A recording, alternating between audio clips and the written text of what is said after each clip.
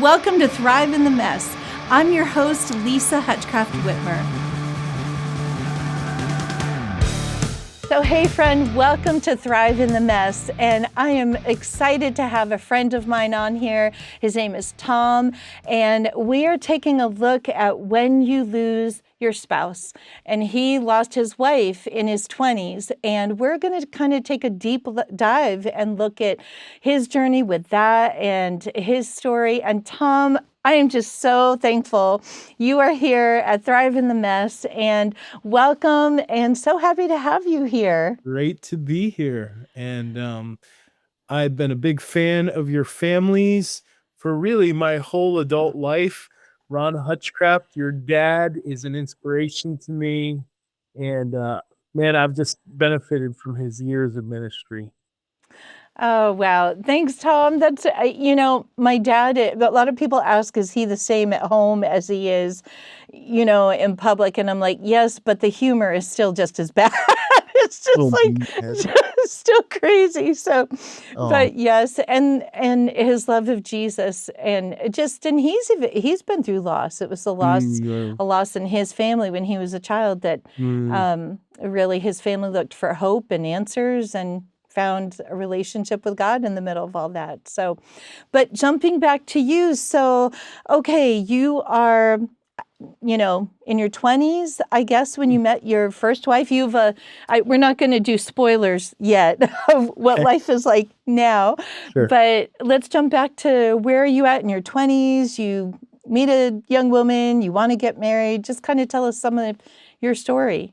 It's actually 19 when I met Amy, who is my first wife, and her conversion to the Lord was the beginning of my ministry, Faith to Faith. She was the first convert of my ministry. Oh, so you actually helped Mhm. share about Jesus with her, Yeah. and she came to know. Wow. Yep. So, like, she caught your eye. You must have caught her eye. How Well, did it's you end it's up? actually kind of a story. I mean, it was the dawn of the internet, and I was interning at a small church in Mansfield, Connecticut. And during that summer, they were trying to fashion me into a minister of their tradition, and they didn't like how outreach focused I was. And so they wanted me to do a certain amount of office hours and sermon prep and some just things. Nobody was in this building, so it was really frustrating for me. So Faith to Faith actually started with a chat room. I got put in this office, and so I ran a phone line across the church and put it into that office, and I started coding our what would be our first website for dawn of Wow. the internet, 2001, and I built a chat application and started doing online Bible studies with people when I was supposed to be studying, and just doing Now, evangelism online, you you know? know what? Okay, so Tom, I want to jump back a little further. We're going to Sure. jump back to Amy here, but I want to jump back. So you're talking about this ministry that you started, but why that? Like, why even Jesus to begin with? Because I know he was not always someone who you wanted to connect with. So why Jesus Oh, no, even? I was a pretty angry young man as a teenager, and so um, as I was going through my teen years, just my rebellion and my anger towards my parents and towards God and towards everyone else who was bullying me, it manifested in all kinds of different ways, and so it was a pretty dramatic conversion to Jesus. But once I realized how real he was, I was all in, and I had actually dropped out of high school, and so I re-enrolled in high school, but I only needed 2 credits to graduate, so I would preach the gospel for 6 periods a day in the cafeteria and led a bunch of my friends that I used to get in trouble with to the Lord. And Oh, wow.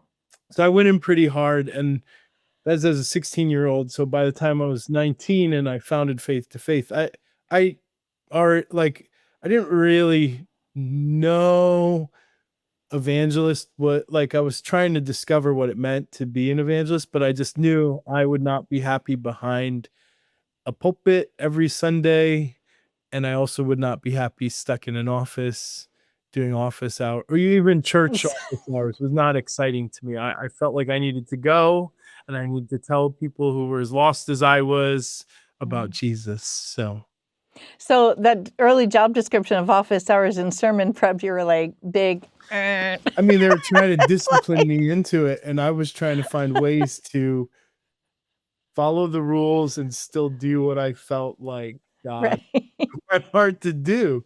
So Amy, my first wife, actually became a Christian through corresponding with me on the internet, writing letters back. Wow. And it was not fast back then. It was pretty slow. So we would eventually it was America Online and that got faster. But it started off with long Bible study notes, emails, and then the chat application. And we'd go back and forth and study scriptures. And by the end of that summer, she'd made a decision to follow Christ, gone to university, and was like, man, I really want to meet the person who led me to Jesus Christ. So she actually turned up here in the United States because she was from England. She was studying to be a Oh, scientist. And so it was a very strange thing for a weird, passionate American young guy to lead someone who was scientifically minded from England to Christ. Nobody could believe our story. Everybody wow. happened. Wow. Well, and a lot of times people don't think, that believing what God says in the Bible and science match up, but I feel like they really go together Mm. beautifully. Like I just look even outside around me, or even taking like biology in college. I'm not the science major, Yeah, but I love learning it because I feel like it's a study of all the stuff God made. So sure.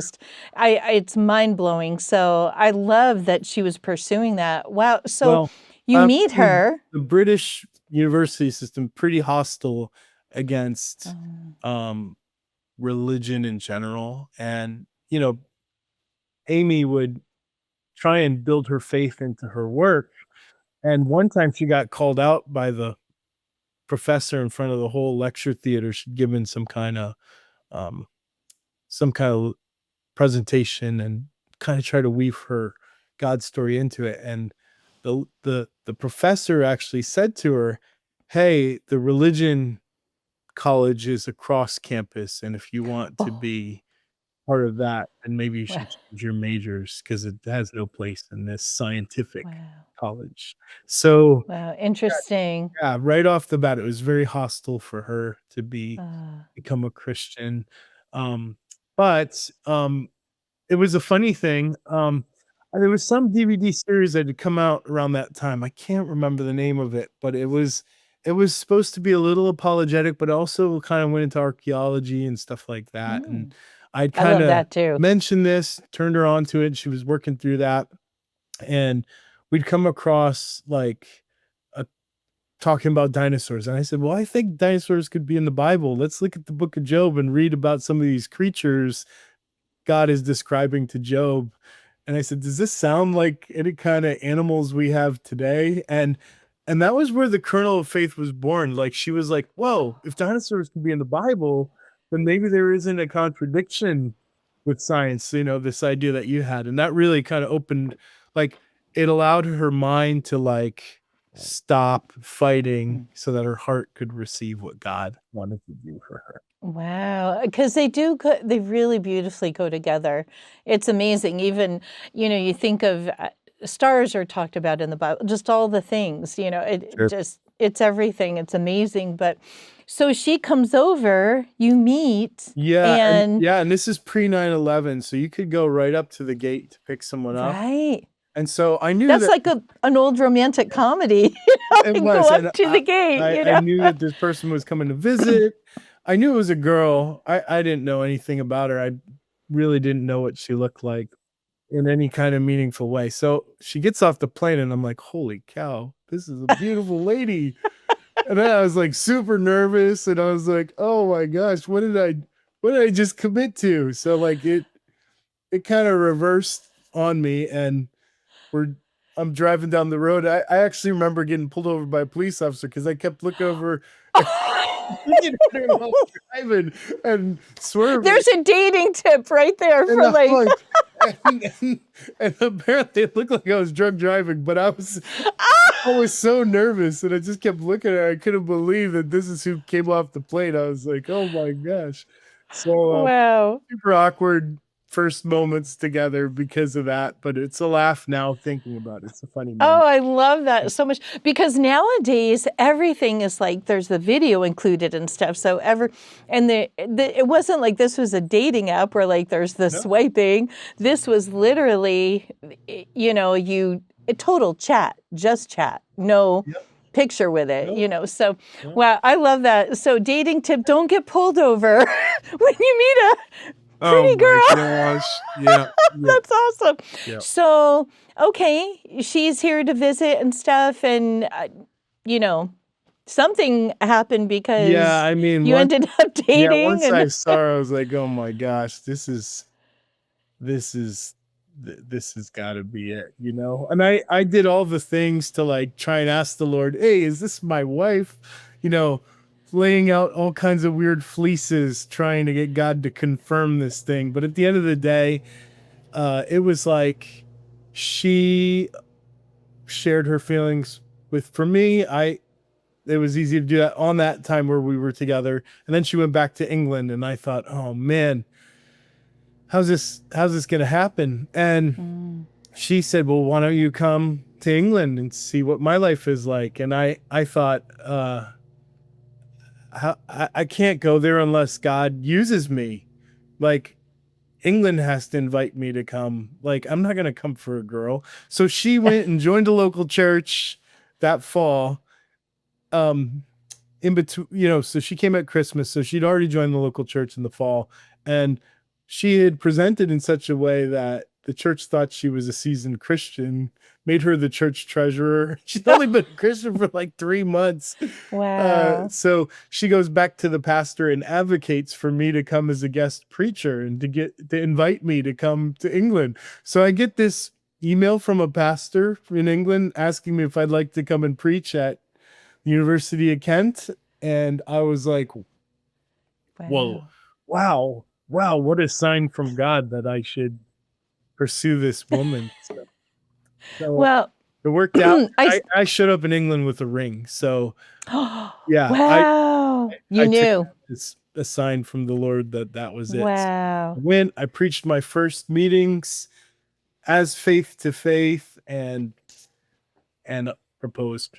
So we only knew each other for barely a year when that happened. So Wow. But when you know, you know. I love that. And Tom, I'm still getting a little hung up on, I'm picturing now, the movie scene. She's walking off out of the, what do they call it? That, not yeah, gangplank, the, like the you know, jet bridge kind of thing. jetway or whatever. Yes, jet bridge, like coming out and like the fans are blowing her.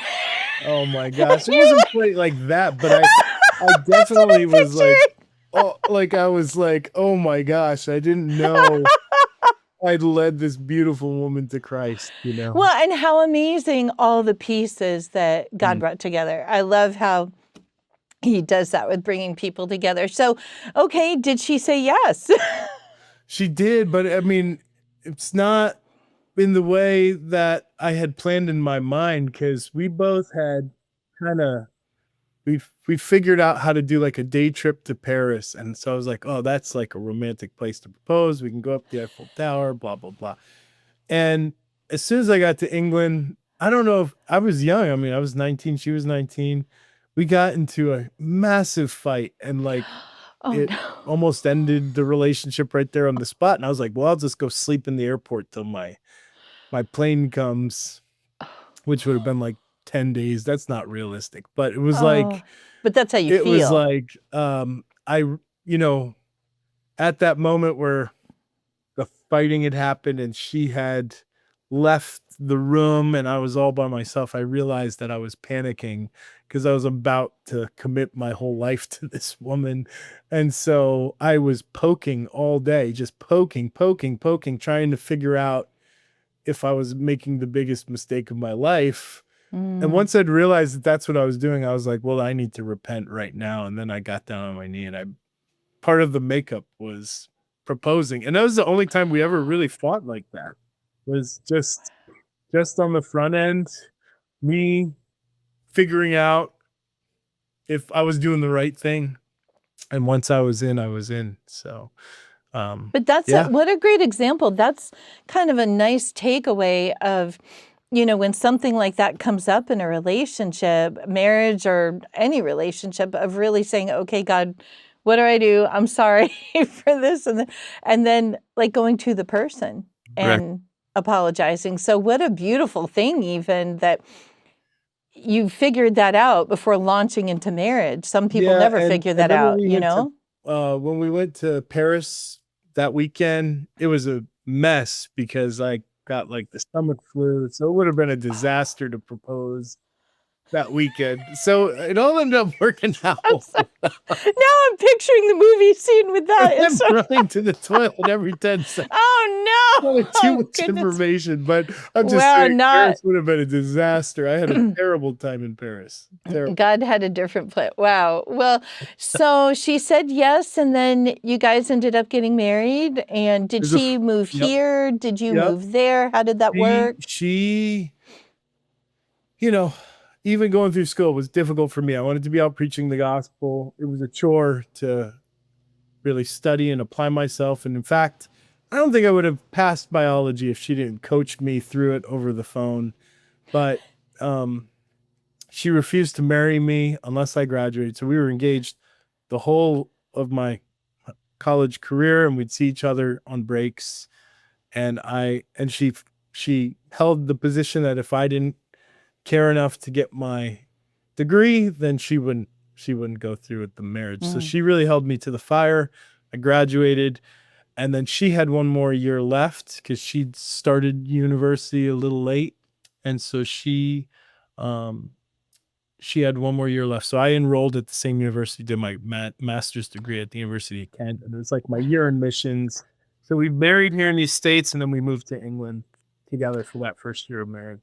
Okay. Wow. So, okay, you're married. Life is going on. So you're maybe how old now? Um, 22, 21? 20, well, we moved back to the States at 23, Okay. and we pretty much were following university pathways. So, graduated from University of Kent in England, and then we moved back to West Virginia area where I'd went to undergrad because that was the only other place other than home that I had connections. Mm. And so I was going to build faith to faith in the Middle Ohio Valley, and then she'd get a job at a lab, and so that's what we did. I went and served at a small local church in the Middle Ohio Valley, and we started a college ministry.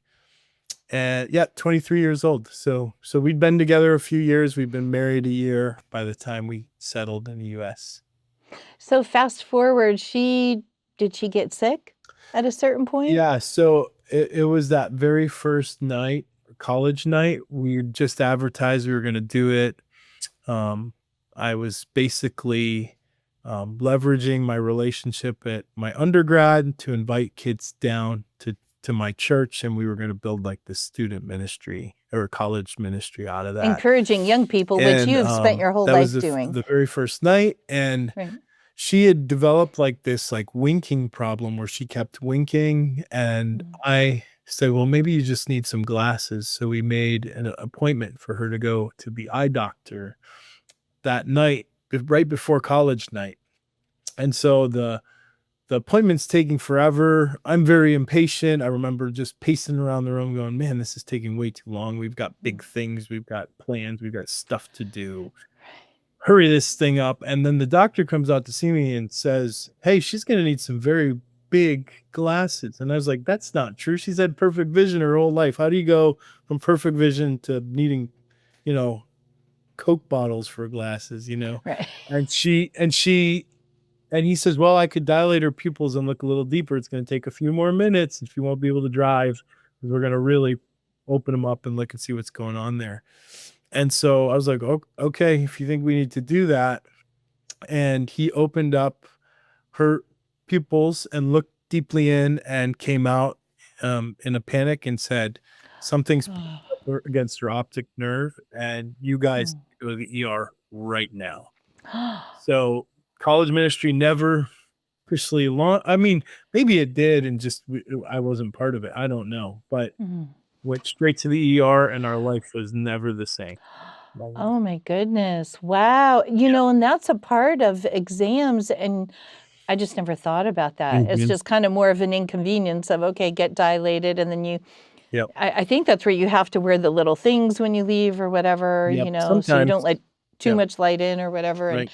But wow, that is really Yep. quick and fast. So the ER, what did you learn? Um, That's really shocking. yeah, yeah. So as a 23-year-old kid, um, Ah. in the ER all night, they did those early CAT scans.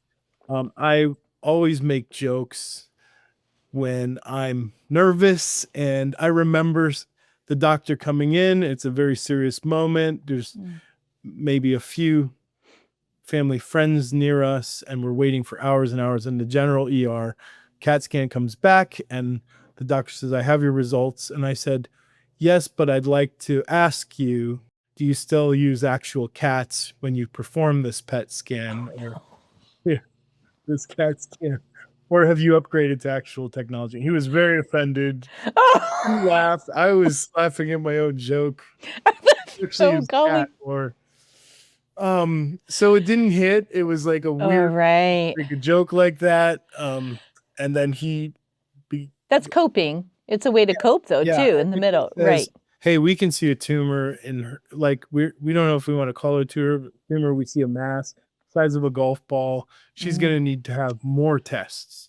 So from ER, we're now being checked into the full blown hospital so mm, she can have tests throughout the night, and into the next days. And so what happens next is after the PET scan, I think it was a PET scan or whatever those additional scans, we now had been assigned an actual neurosurgeon that was going to look at these tests. And I remember him coming to collect me, and he takes me down into the basement of the hospital and into this computer room. And now, mm, high tech today sounds different than high tech back then, but I just remember as a young person mm. going into a room with computer screens all over the wall, and it's my wife's head on those screens, and Right. it's rotating, and he uses the mouse to like rotate and take off layers and show me. Oh. He said, "Actually, this thing is more like the size of a softball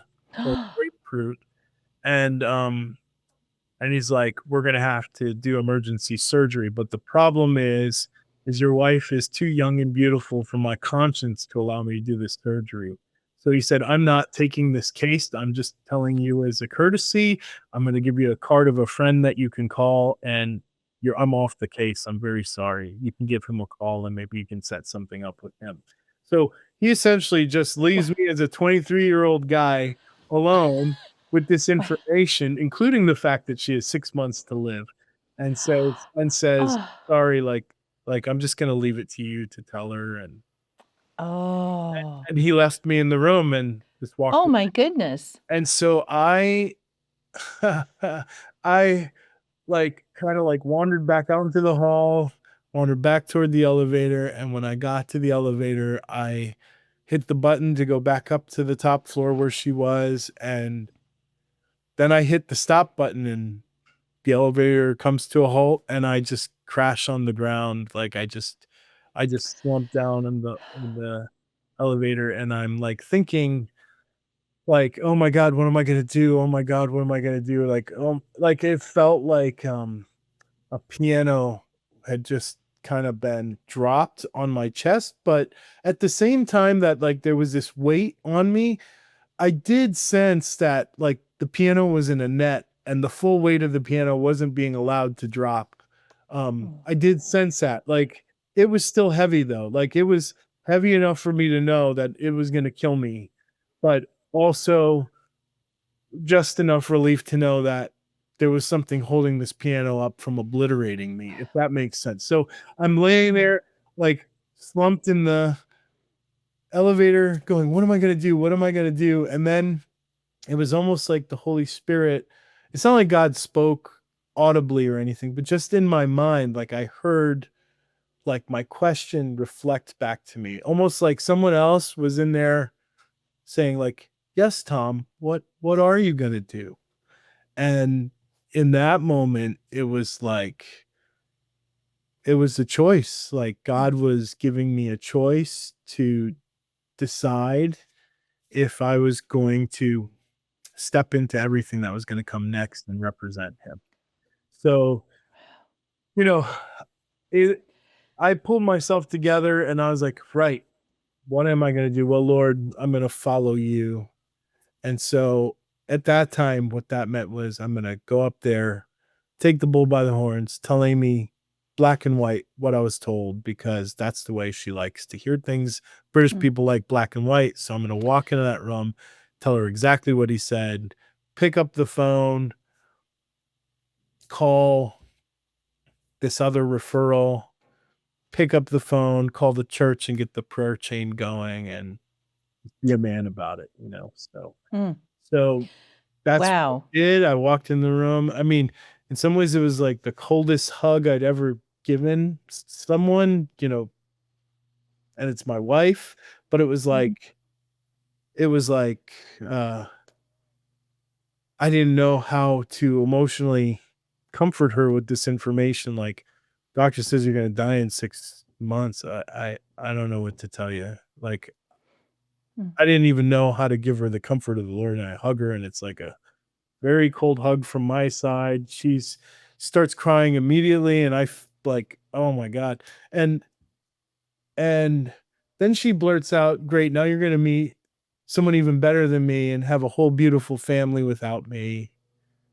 And you're gonna get everything you ever want, and I'm just gonna die. And I was like, oh my God. Well, what do you even say? I didn't even know what to I don't remember what was said after that. I just remember That's a lot for you guys. 23, and 23 years old. Yep. that's a lot to It process. was a lot. Like, that's And a lot for any age, but that's so young. yep. And And she did not die in 6 months. She actually died in 4 years. And it was one of wow. the most brutal, painful things to watch someone go through. Oh. Um, And um, you had only been married how long at this yeah, point? a year, you A know. year? Yeah. So it was literally happy Yep. anniversary, and then not long after, Yeah. you get this Yeah. huge, and I can't even comprehend a softball size anything in our head, because, like, our head isn't that big, you Right. know? It's Right. I just don't even know. So Right. did she have the surgery? Did she have to have She had treatments? And she had so, you know, on one hand, I'm saying she lived 4 years um, and she was suffering more than I've ever witnessed anybody ever suffer. Like, I think about how mm, the Lord suffered, but other than that, I think about how Amy suffered, and she suffered a lot. Like, mm, it was unbelievable. And then my sufferings probably don't compare to any of this stuff, but like I also suffered as the witness to the suffering because there's nothing I could do about it other than just be present. And it was 4 years. And I even though it was a brutal 4 years, she lived those 4 years probably because of the way that I was serving her and caring for her. wow. Um, but so she outlived the prognosis. There was definitely some windows of good time in those 4 years, but on the other side of that, there was also 11 brain surgeries, radiation, chemo, experimental treatments, new treatments that were being developed. We tried all kinds of stuff. And, you know, we'd lost our jobs and careers. We've been maxed out on medical, millions of dollars of Right, debt. I mean, pretty much every bad thing you could think right. that could happen, you know, happened to us during that time period. It was So like a snowball effect. You get the it medical, was. you get the financial, you get the no career, no work. Like, how do you juggle all that? It Right, was, and right. actually, just to kind of bring you into the story, I actually met your husband and your dad kind of at the halfway point at the Billy Graham Center. I'd had lunch with them. I thought it was pretty cool, but I ended up leaving the Cove early because she needed another emergency brain surgery. Oh, So that is actually how I left the Cove, was to Wow. go tend to her again. And every time I would leave, something like that would happen. So I was very tied to her during that 4 years. Obviously tied through marriage, but there was always a circumstance in which I was needed to swoop in and sign something, power of attorney Right, or right, whatever. And even when it looked like things were okay, something would happen to just mess it all up. And right. I really thought by this point in time, I'd met the Luis Palau Association, and I really thought the dream was that I would become a festival director and move cities around the world and get involved with big events, share the gospel.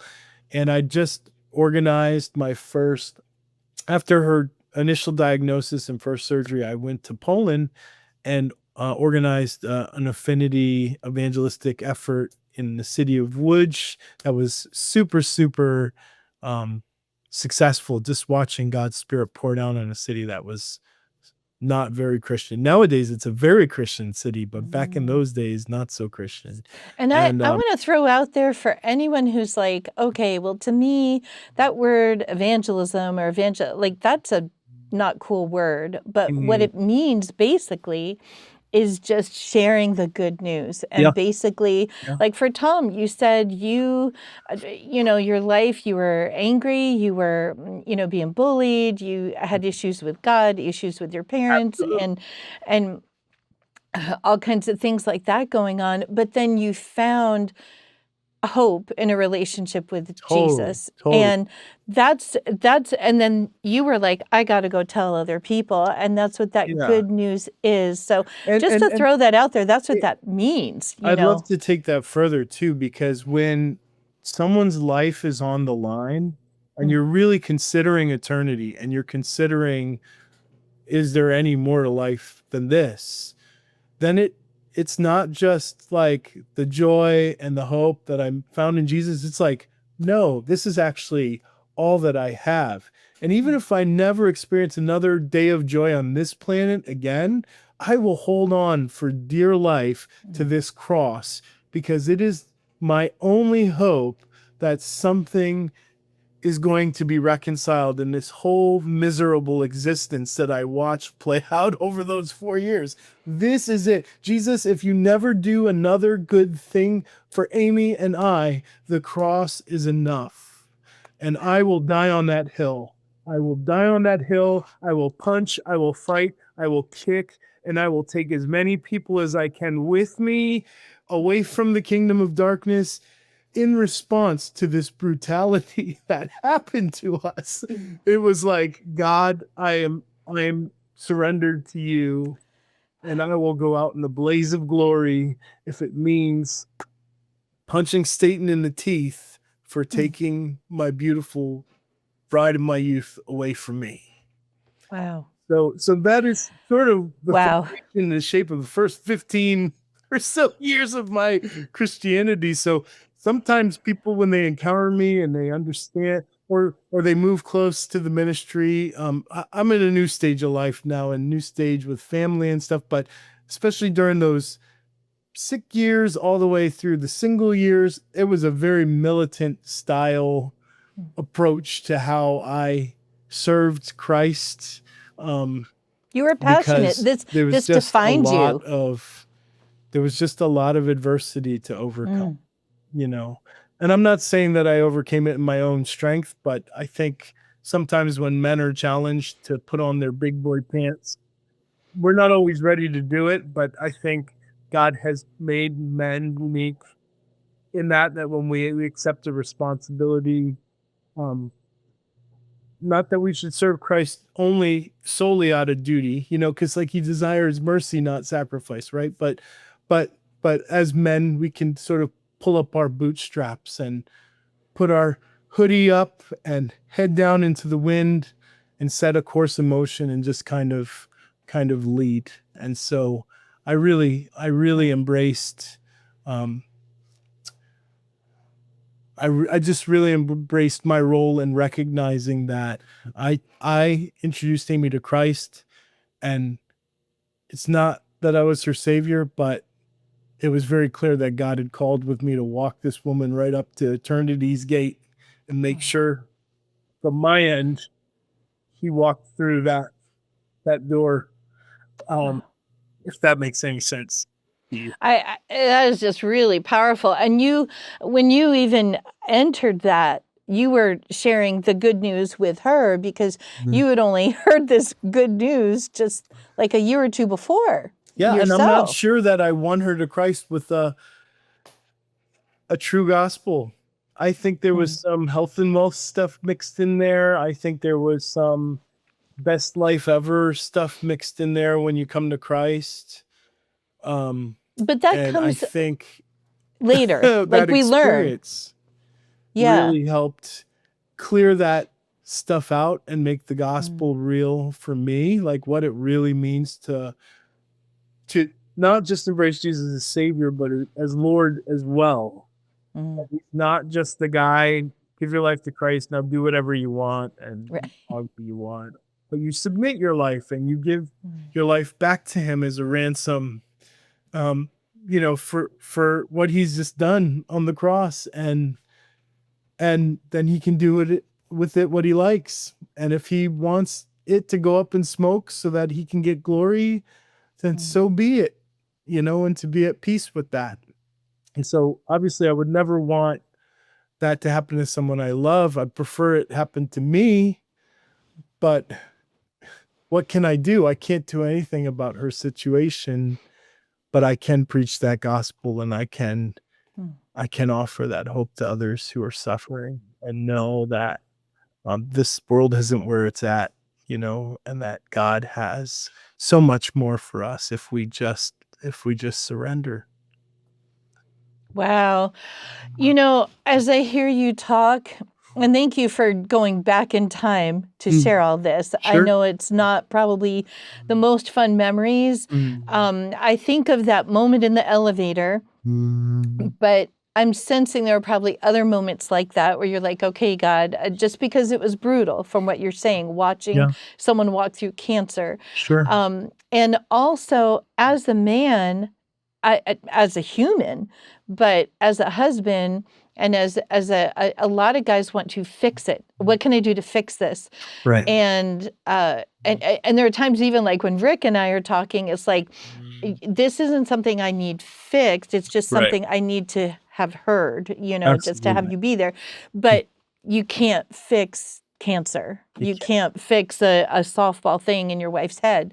And that's not But to say God can't heal, because I'm not saying that right, he doesn't right, heal and that he's not willing to do that.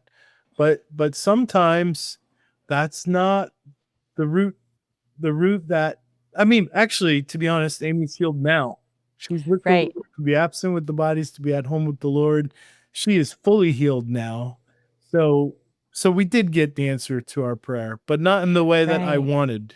So I think oftentimes when we don't get exactly what we want, we have temper tantrums with our Heavenly Father and rebel because we didn't get what we want. And anybody who's preaching a gospel where you get what you want every time, it's just not the gospel. Right.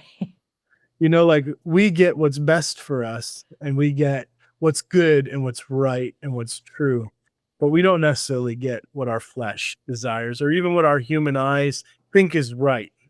Not in this life, always. Not in this life.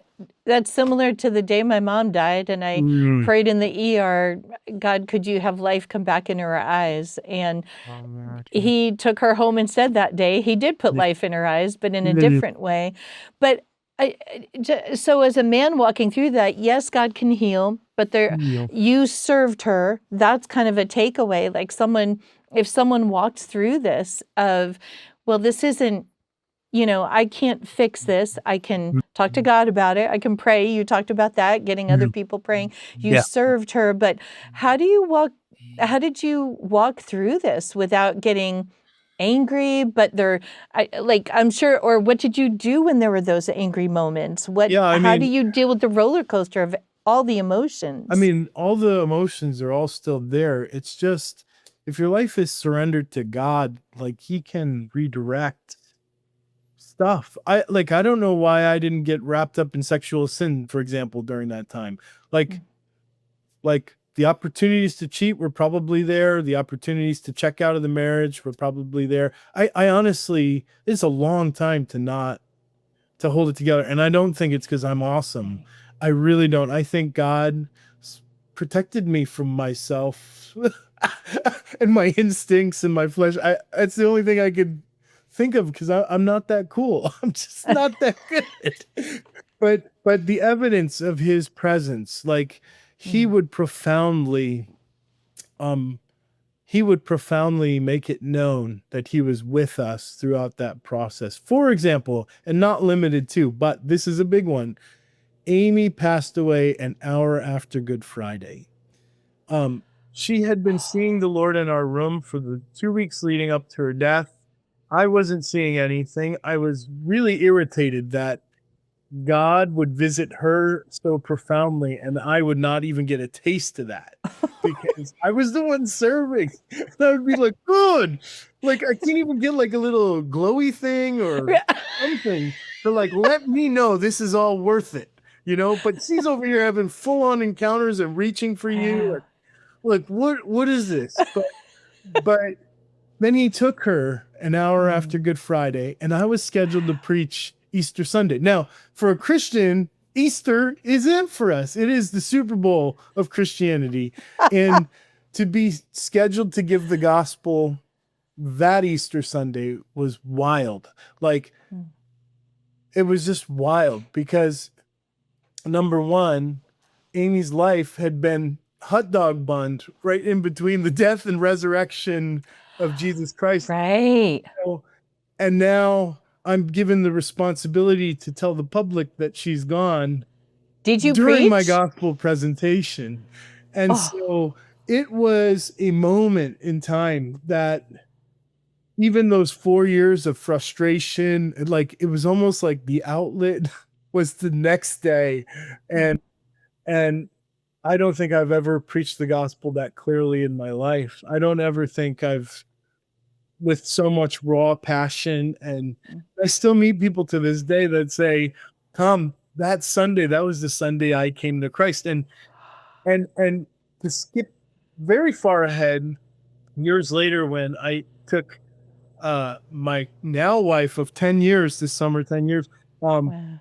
I took her on a date. She brought me home to meet her family, and her father confessed to me that that was the Sunday that he gave his life to Christ.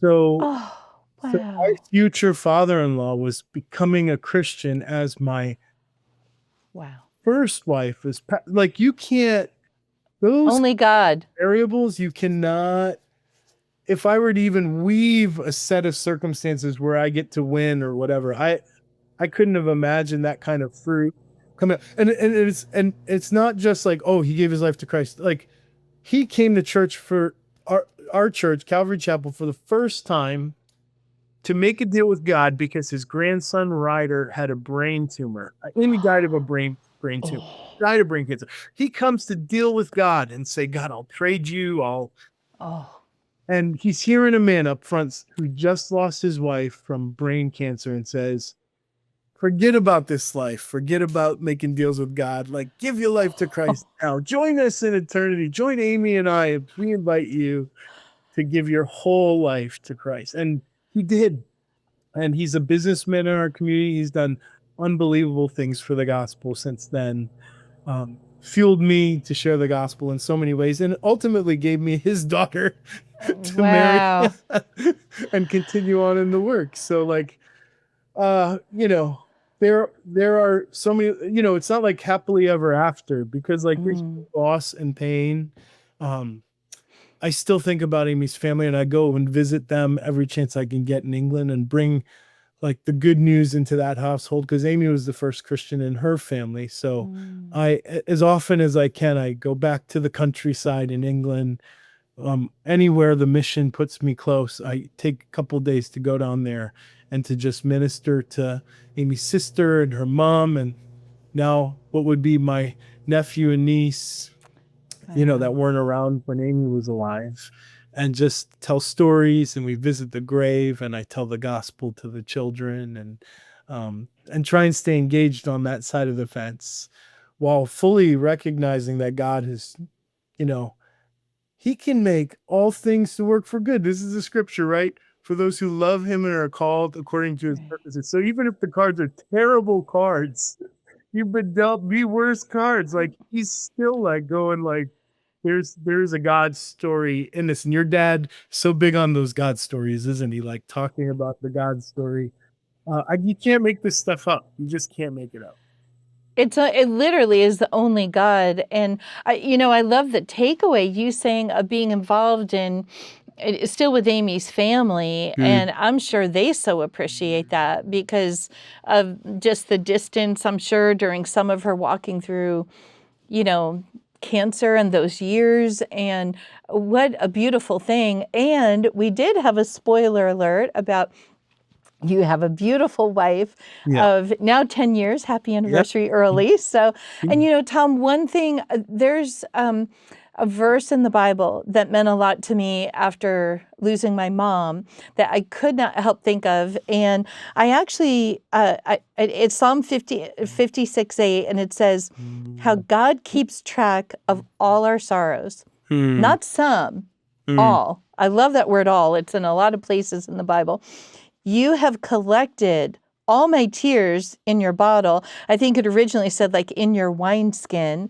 So, like, who collects tears? Mm. I don't collect my tears. I want to get rid of them, right? Like, Mm. wipe them away with a tissue and throw it in the trash. But literally, he collects our tears.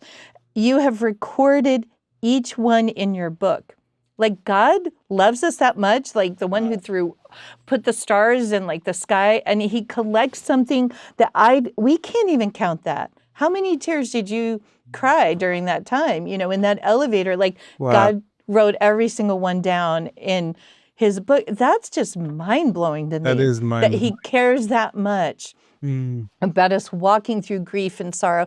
And I jump back to how Jesus walked through grief and sorrow here Mm. on earth. He did not have a perfect Absolutely. life. There's no, like you said, the hand you've been dealt, no matter what, you're like, I'm still following you, Jesus. Mm. I'm with you. And Jesus walked through that too. So that was comforting to me in loss also of just how Jesus, who came to earth, walked through that, fully God, fully man. But this is just mind blowing to me that God keeps track of all the sorrows. And it's not just one big sorrow of losing your wife. Mm. That's a lot of sorrow along the way, seeing her walk through treatment, I'm sure, and Yeah. whatever, and God recorded all that. Sure. That's amazing. And you could have easily said, God, I've been married a year.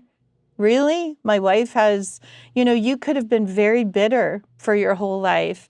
And instead, Mm. instead of, choosing bitterness and Mm. anger, like, yes, there are those moments in there, Mm. but the day after, you're literally pointing people to hope, the hope that you had. Ye- And having your future father-in-law, only God, like literally your future Only God. father-in-law, hearing what you needed to say that you would not have said in that way and with that fire if Amy hadn't, you know, gone to be with Jesus the day before. So, Exactly. wow. Okay, so what would you say, looking back now, to you, Tom, walking through that really rugged stretch? What would you say looking back? Mm. Because there's someone who could be watching this who's walking through that same thing with a spouse or a loved one. You know, and people have tried to invite me into their stuff when they're going through stuff, and I'm not, to be honest, I'm not super good at the pastoral part of this thing. Um, but what I have learned about grief for sure is grief is something that is not something that happens to you. Grief is something that you make. And grief is something that it can be very productive in your life. But grief is different for everybody. There's a book that I've bought cases and cases of for people called Tear Soup. It's written like a children's book.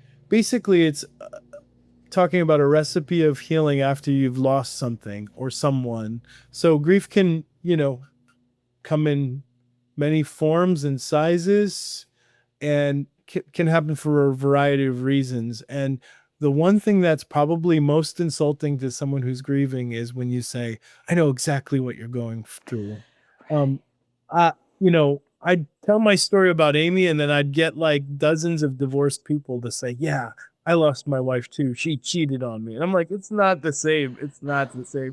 Or I lost my kids too in the custody battle. And it's like, yep, you're grieving. You're identifying with me that you're also grieving. But when you're grieving, you're making something, and no two people like their soup the same way. Some people like a cold soup, some people like it hot. Here in New England, we eat clam chowder, and there are three kinds of clam chowder. People in Rhode Island, they like it red.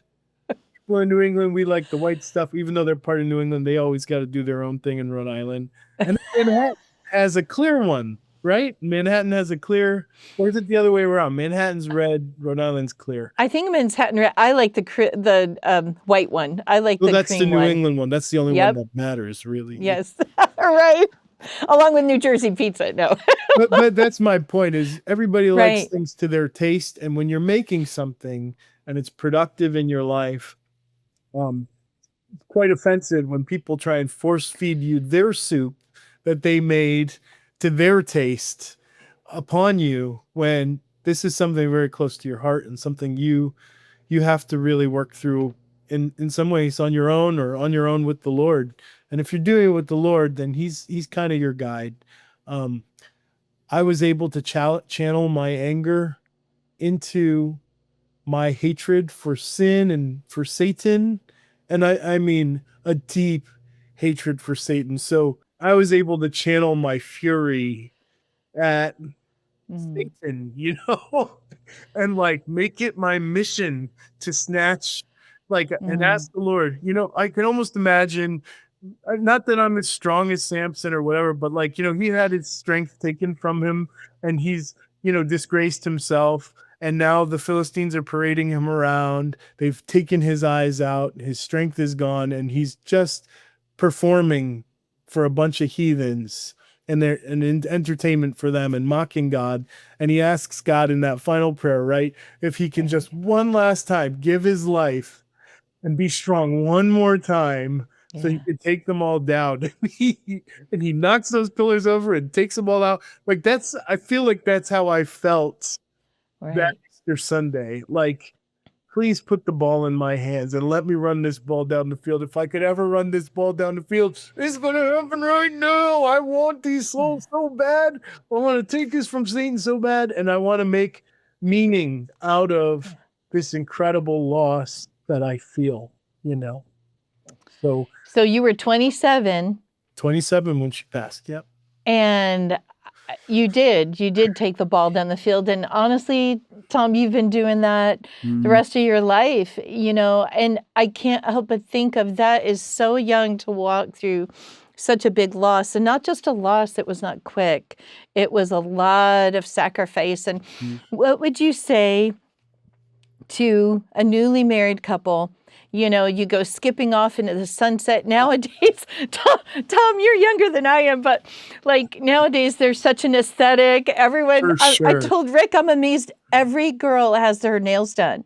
Like at just the timing that she gets engaged nowadays. I'm so impressed. My nails were not done. I had a major finals week that week where I hardly slept. They have to have enough of a heads up so they can be ready for their Instagram pictures. So even though it's a surprise, it's like, oh, you see the pre-video. It's like, I think I'm getting engaged today. I'm going to get my nails done. Like I see these videos. I'm like, you guys are crazy. I barely was awake. I literally fought to stay awake at the date Rick took me to. And I had no idea he was going to ask me to marry him that night. So yeah, my Instagram picture would have been like, just because I was wiped out. Photos were in those days. Like, think about this. When we took photos, Lisa, we would take photos and send them away. We'd go to CBS and send our film away, and we wouldn't even know what's on that camera roll till it came back. Some of those photos were just weird and dumb, and people looking away from the camera or walking off while you're taking the photo, and you wouldn't even know until you got your film back. And these kids, they staged the whole thing. Every single photo is so perfect. We had a different aesthetic We for did. We had all this.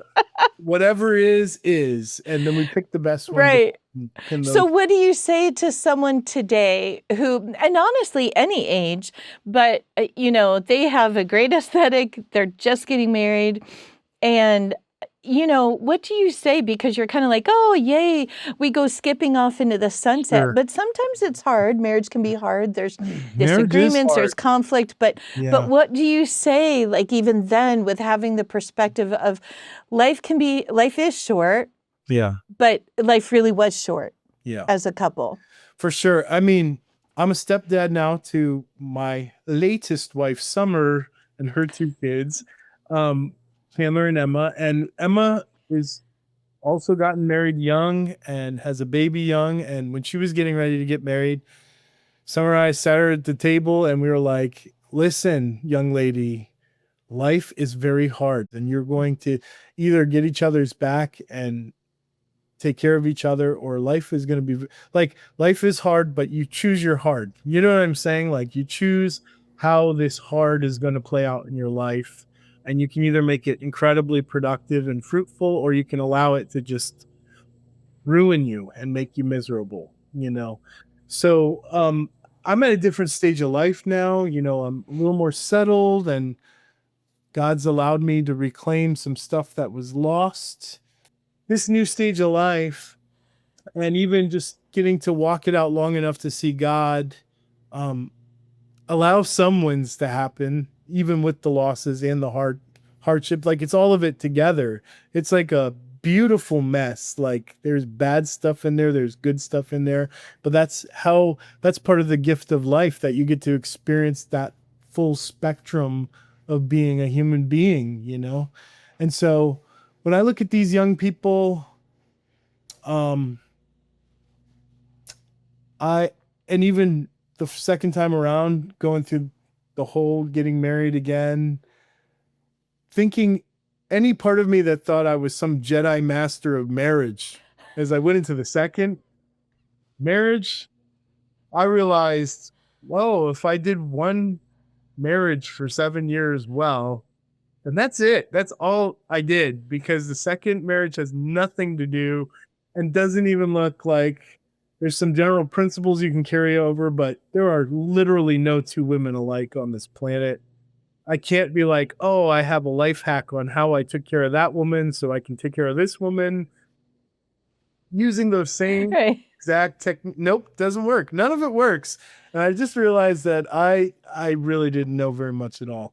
But I do know that if Jesus is at the center, you have your best shot at winning.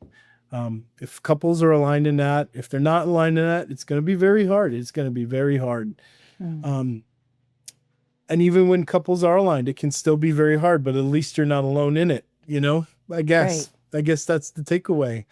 And there's some Gen Z kids headed to my house right now from Georgia. They've driven all night, 15 hours, making a mecca up here to hang out with my wife and I this weekend. And I feel like when I sit with young couples, this couple got married in the fall. I love to see that idealism and all those dreams and hopes for them. Really what it is raw potential. Their story hasn't unpacked yet, and there will be tough times, and you need to acknowledge that on some level, you're eventually going to hit some walls and some obstacles, and you're going to have to deal with it. But I feel renewed when I see myself in them before all the hardship, and truly I benefit from their energy and their passion and their desire to follow God. And all I can really do is just try and encourage them to stick with it, because it will be tough on this side of eternity, and they will be challenged. And trusting that the Holy Spirit's gonna fashion them and shape them, the way he's doing with me continually, and that God's going to be faithful to them the way he's been faithful to me. Mm. and to just be faithful in return is really the bottom line, you know? Wow, lots of takeaways in there. And Tom, I'm kind of curious, what was life like between 27 and 5, 6 years before you met your wife and got married? Like, you're married, like that's like such a special thing. People are like, you want to find that person to share life with, and then suddenly they're gone, and you're dealing with grief of, seeing what she went through, but then also the loss of her. And then it's like, what just happened here? Yeah, And yeah. yeah. I mean, And what would you say to someone walking through that? listen, for me, single years is the worst years. I mean, I did get myself healthy, get myself in shape during that single period. I spent a lot of time memorizing scripture, Mm. a lot of sweet time with the Lord. But um but I'm a terrible single person. I'm not, like Paul says, I wish every one of you could remain single. I don't think I'm that guy. I don't think I can do it. I outwardly process, and having a spouse to do that with is so helpful to me, just to get through the day and understand what's going on in my own head. So single years where I'm just alone with my own thoughts was very difficult, very, very Yeah. difficult. Made a lot of mistakes. I didn't really ever take a break from ministry because I enjoy ministry, but I never fully checked out to grieve. Like, I went harder in. I was like, Mm. man, I've been cooped up in a house for 4 years. I want to go now. Right. And the problem with that was I was also grieving still. So I upset a lot of people during those years. Mm. And I upset so many people, Lisa. Oh no. I don't know if I say this on a podcast, but I will. I will. I don't care.